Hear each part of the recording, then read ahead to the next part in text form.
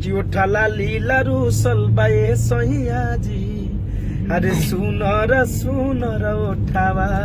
देखिए अभी हम और भैया और हमारे गुरुजी गाना रिकॉर्डिंग कराने गए थे।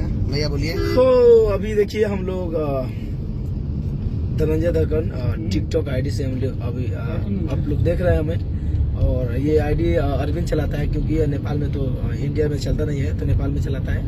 अरविंद इसको देख रेख करता है।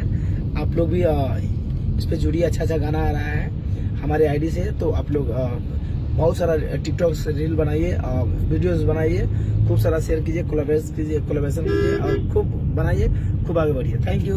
तनी उठला लीला रूसल उठा। अरे कि उठाला लीला रूसल बाए सैया जी, अरे सुनर सुनर उठावा। अखा लिखा जरा ले अइल हो, कुछो हमर कहल खाना कइल हो, उहे देखी के लागल बा चोटावा।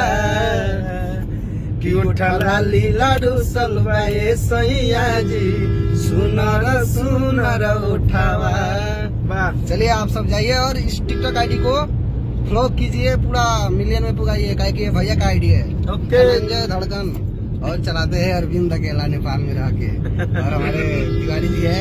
तो आप सब जाइए और एक से एक वीडियो मिलेगा इस आईडी से, और जब तक भैया के पास रहेंगे हम तो इस आईडी से लाइव भी आएंगे। चलिए।